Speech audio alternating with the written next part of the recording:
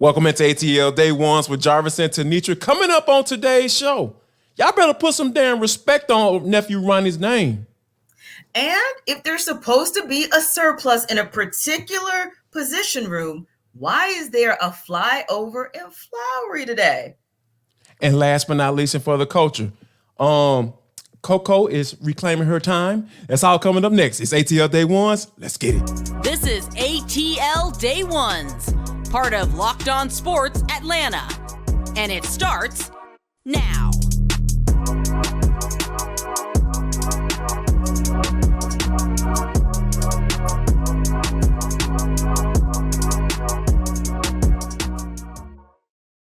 I want to start by saying thank you for making ATL Day Ones your first listen of the day. Remember, we are free and available wherever you download your podcast. And wherever you download your podcast, make sure that you leave us a 5-star review. Really appreciate that from you in advance. ATL Day Ones is part of the Locked On Podcast Network, your team every day. Coming up in 10 minutes, there's a Falcons flyover, and he pays what position? I thought we had this situated. We'll talk about that. But first, we got to talk about last night.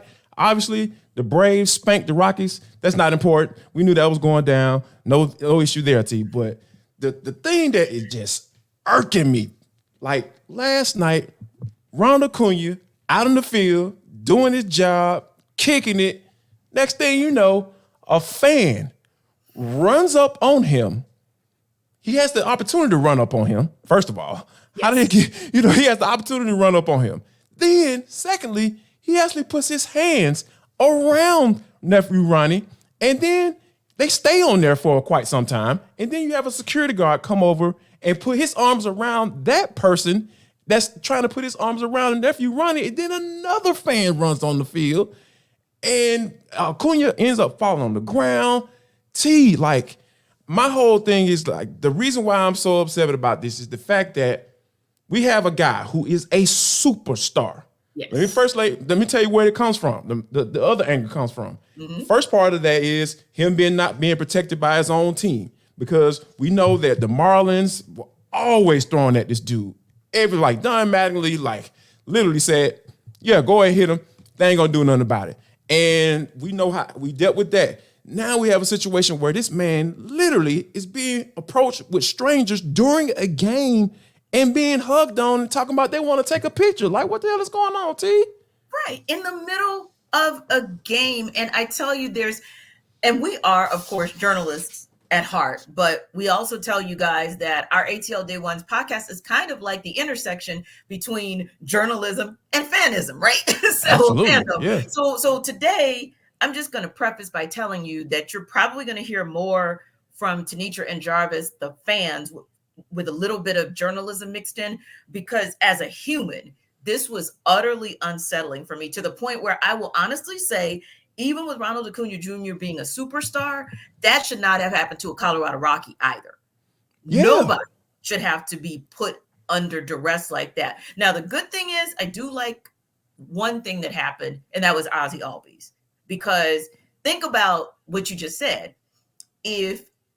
And maybe everybody was kind of paying attention to because they were settling in the outfield, in all fairness, settling in the infield or what have you. But Ozzie saw it, and Ozzie started moving over there. And I said to myself, whether you look at the great numbers that he was building up before he went on the IL or not, this is why you need Ozzie Albies. He is everything to this team. Yeah. He is good at the plate. He is good at second base. And he is going to make sure that's my boy. And you're not about to come out here without me at least trying to get over there and see what's wrong. So shout out to him for that. And of course, when Ronald Acuna Jr. missed the ball in right field, Ozzie was like, my bad. I probably, should have gotten over there a little bit sooner. But I had to just say that. But I agree with you that I don't want the Braves to be looked at, because you said it best. There are so many levels to this, so many layers to this. I don't want the Braves looked at as a team you can just do anything against. I want everybody to fear them, and I'm going to take it all the way back. Put some respect on it. Exactly. That's right. That's the way I feel like. And I always take it back to like the super duper old school, probably because I'm a Michael Jordan fan. But I'm like, when Michael Jordan got himself a few goons to be able to respond to the Pistons, all that foolishness stopped. Yep. And that's what everybody on the Braves team is going to have to realize. Unfortunately, everybody's gunning for your superstar. He is the National League MVP in every way. But he is the MVP. Yeah, come on. But he is also, in a different way, the heart and soul of your team, right? So when you parted ways, and I'm just going to say this out loud, when you parted ways with Freddie Freeman, it was a dawning of a new day. And the Braves were looking like a Ronald Acuna Jr. swinging around, hat to the back, trotting around. Fun. Everybody just kicking it, dancing after the game. Right, but what I don't want that to be confused with leaders. Yeah. So just all around there are so many layers to it, but that frustrated me as well. But I do appreciate the fact that Acuna Jr. just kept rolling. He was a little bit scared, rightfully so. But he just kept rolling through, and of course ends up having a historic game, going 4 for 5, right there on the cusp of being the first 30-60 guy ever with the 29 home runs and 61 stolen bases now. But just continued to be the monster that he is. But I do, like you said, I want somebody to pay for this. So security guards, go find a new job. And everybody that allowed this guy, exactly. The people going up and down the stands who could have been close to this dude and you saw him jumping over a fence or however the heck they got out there. Everybody needs to be held accountable. And I want the Braves organization to come out in full force and say, MLB needs to do an investigation. And we want everybody who needs to be held accountable for this to be held accountable because, like you said, the Marlins think they can do whatever to Acuna Jr. with these hit by pitches. You cannot let the whole of baseball think that this is okay. Because it's not. It's not. And I want people to understand where I'm coming from on this too, from another aspect, another layer, right? Like I used to work in this world. I used to work in the security world. Like I've done personal executive protection for, rappers and all that stuff. I've done it. I've been there. And like a lot of the times where we run into or you run into issues is people are being lax and not taking it serious and not understanding that, hey, like you are literally putting your life in danger. And I think that when you have got that lackadaisical things that went down last night, with the three fans were allowed to get on the field in the vicinity of a professional baseball player. This is not Arena League. This is not soccer. No offense to soccer, but hey, you're not part of the big dogs. And be able to get their hands and wrap their arms around him, that is weird.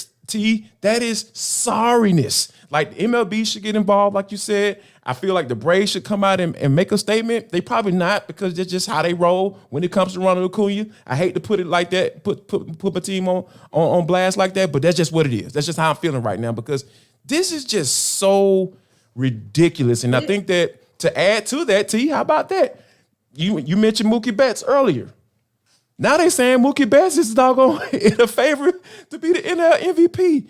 Last night, they were on the road. The Braves were on the road, and the teams, the fans were chanting MVP loudly on the road. So why are we talking about Mookie Betts being the NL MVP favorite? T, please help me out here. I'm almost losing my stuff right now. Right, no, but what an awesome point that you make because this is a league where yes, the Braves are sexy, but the Dodgers, the Mets, the Yankees, that's a different kind of sexy. Let's just be honest. Yeah, no doubt. Yeah, that's fair. Anytime that, I guess larger media, maybe national media, maybe the league itself can kind of shine a light on some of those truly top, super top tier franchises, maybe that's what they're going to do. So everybody's waiting, to pounce on it like, ooh, Mookie Betts is white hot. Freddie Freeman is red hot. Acuna's kind of cooling off. So it's easy to just kind of jump on that bandwagon.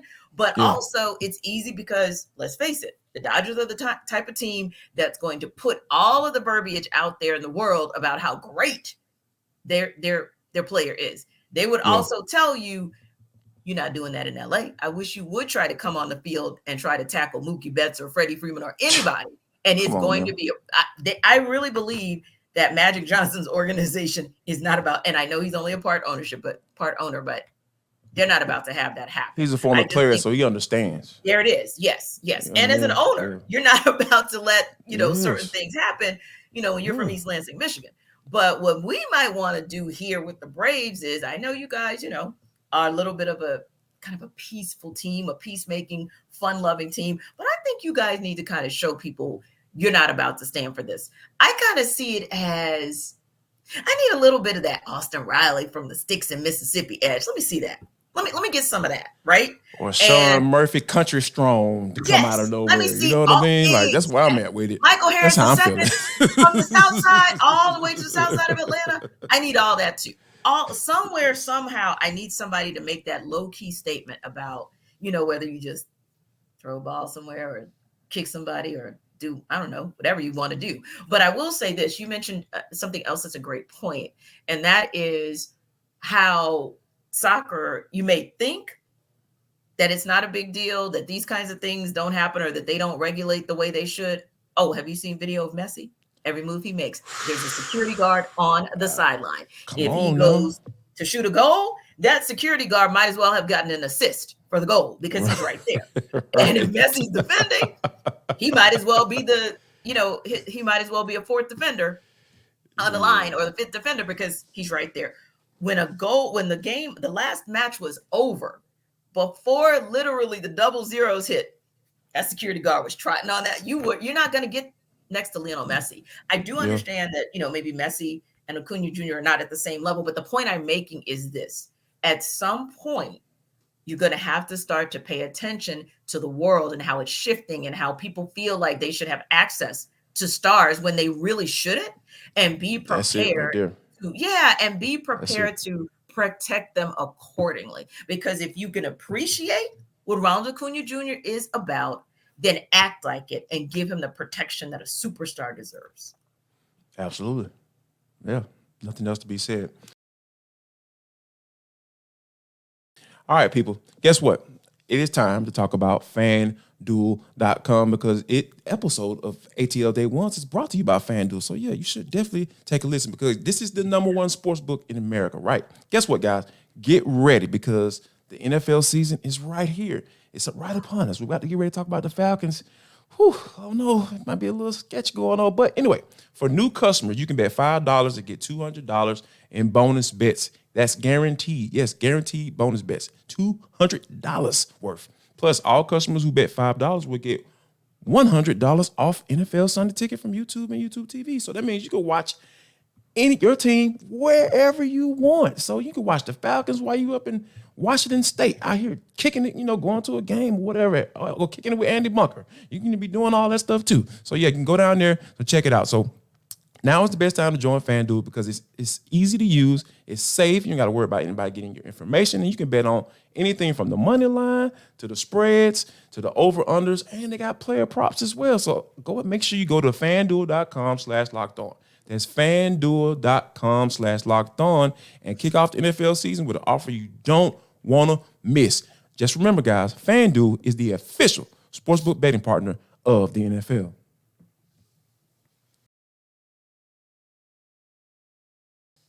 So we're going to take you guys on a little ride of 985 to Flowery Branch, but not just to Flowery Branch, Jarvis. Let's take them to a specific room on Flowery Branch's campus, right?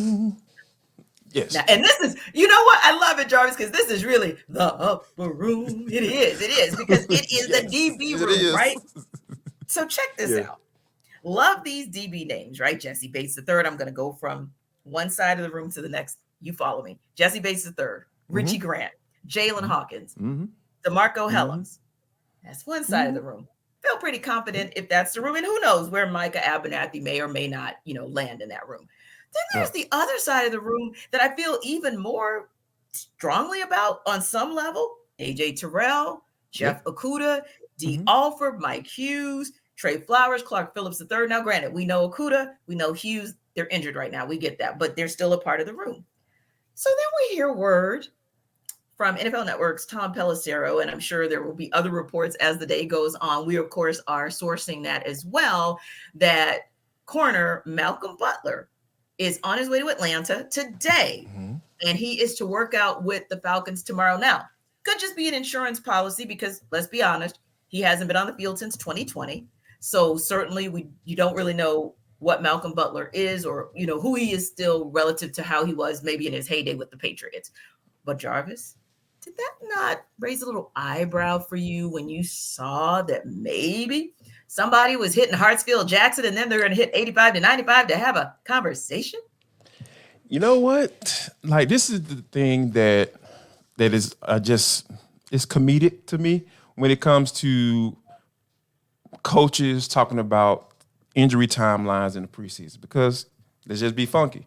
They don't have to give them, and if they give you a timeline, they are very nice and they probably really, really like you. And more than likely, it's probably going to be off the record if they do so. So when I hear Malcolm Butler coming in, I think, okay, Jeff Okudah is not going to be, it's not where we thought he probably would be. I'm not saying that he had a misstep or anything like that, but just saying, like, more than likely, he's probably going to confirm that we probably may be looking at this dude maybe being out for a month, to start the season. Right, and which is what you and I thought initially. Yeah, exactly. So I think that, versus, what else we're really thinking when we initially saw it, because I was out there, I thought this dude might be done for the season. So 4 to 6 weeks is probably a blessing at this point, especially for Jeff Okudah. It's definitely encouraging to see. So, but I really feel like this may be a sign that, hey, this is a room that we thought had all the depth, like you just listed out as far as with the DBs and the corners.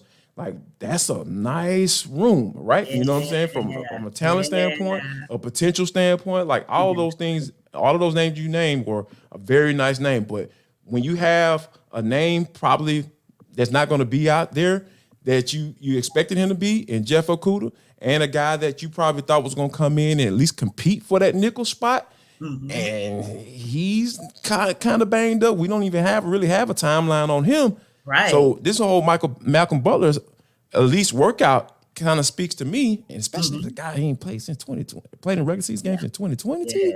This tells me that I wouldn't say they're desperate. I wouldn't go that far, but I will say, hey, some things have gone down that we didn't expect, and we need to have a backup plan.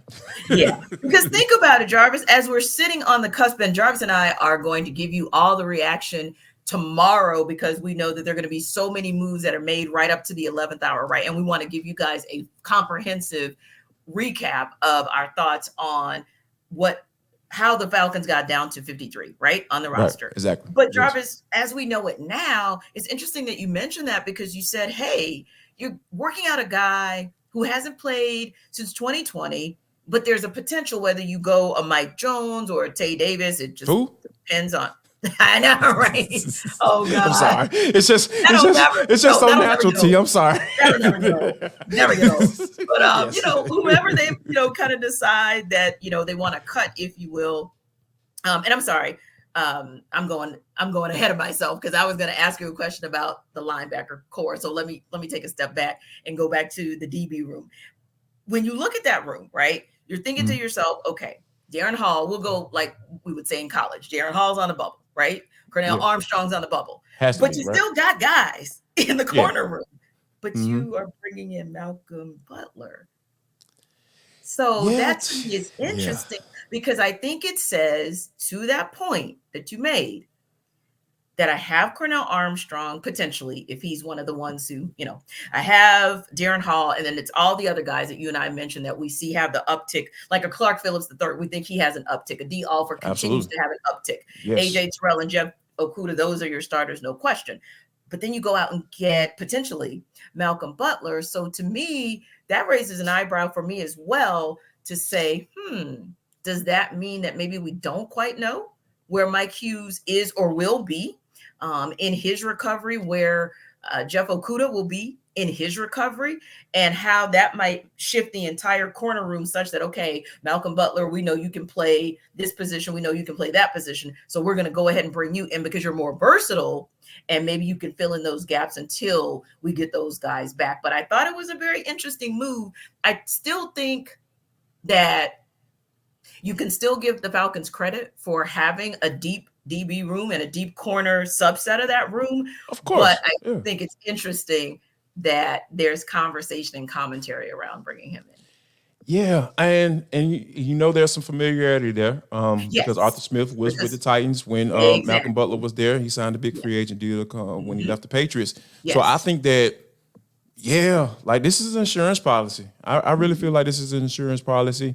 And now, and as once the cuts come down, we'll find out as to whether or not this is a breaking case of emergency policy. We Right. breaking Yes. glass on this right now, Yeah. or this is Right. something like, hey, down the road. So I think we'll get a very clear picture tomorrow when we Indeed. break down, react to that 53-man roster on the show. Make sure you all check that out. By the way, it's coming for sure. Yeah, you absolutely have to because, hey, look, we're looking and watching with bated breath, just like you guys are, to see what this roster is going to look like and what Arthur Smith, Terry Fontenot, Ryan Nielsen, Dave Ragone, what all of those guys have seen across OTAs, mini camp, training camp, preseason to say, hey, this is the squad that we feel we want to put forth come week one in the Benz against the Carolina Panthers. So yeah, I'm interested to kind of see that as well. And one more thing that we found out about, just a little tidbit, because I thought, okay, that's interesting, because you know how we're always talking about the running back room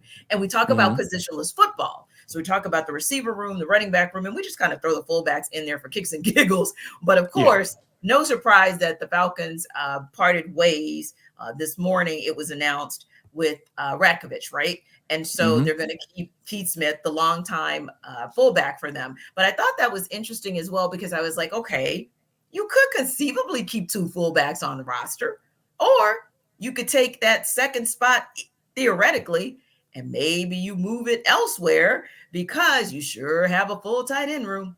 Just saying. Yeah, and you have a versatile tight end room too, right? Because Very. I think that I've seen some formations out at Yes. Flowery Branch T. Like, Yeah. I was like, yeah, Arthur Smith about to put in some work. Like, Yes. as far Yeah. as Because he's I gonna think we throw were a lot laughing of stuff about at these 21, guys. 22 personnel. He's about to have 23 personnel. So no, you're right.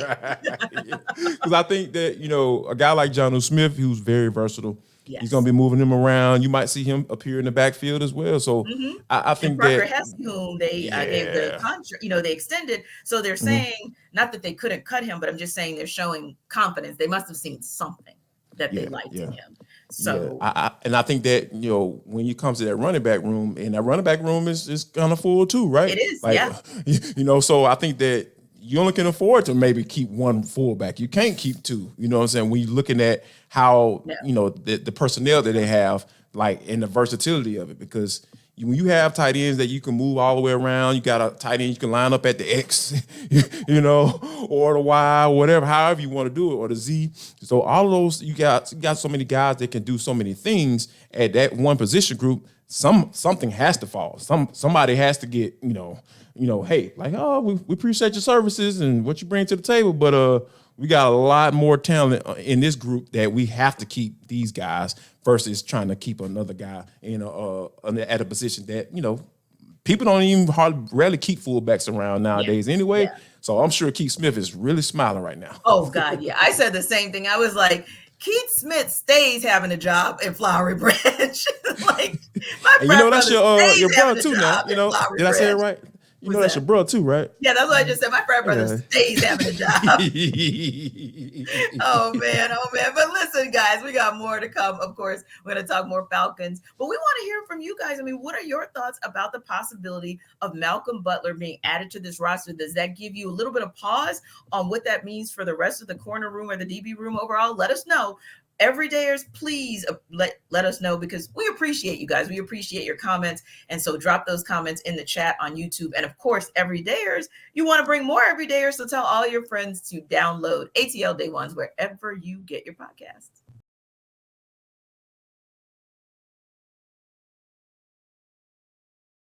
But T, this is for the culture. It is the intersection between sports, entertainment, the culture, and sometimes whatever the hell we want to talk about, because that's just how we get down on the show. Today is no different. Coco Gauff, she's beloved here in the city of Atlanta, and she's one of ours. I know she's from Florida, but she's one of ours. We claim her, and she so she was playing in the first round against Laura Siegman. T. I hope I'm pronouncing it right. If I'm not, I don't care, because I feel some type of way about it. Anyway, so she was, Yeah, we here for Coco. That's who we rock with. You know, we being really upfront today. That's just how we rock. I think that when you look at the situation where she was planning the tournament, first round matchup against Laura. Laura wants to take her time, a lot. And Coco was letting it kind of build up until finally, in the last set, she finally said something to the chair umpire. And the chair umpire was kind of, all right, well, whatever, and then she finally violated Laura, and Laura was start complaining and everything. And then even went as far as in the post-game press conference, start crying, talking about they were being mean and they think I'm a bad person. And no, they're like, no, nobody likes you. I mean, it's not that nobody likes you.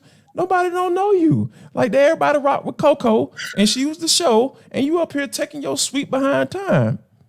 Like, what is up with that, T? Like, why? How did she become the victim? I guess that's my first question. Let's start there. Yeah, that's the thing. I'm like, okay. And I'm saying this in the way that I mean it. And I don't mean this for everybody, because my girls know who they are. My girls are my girls as far as those who are not persons of color.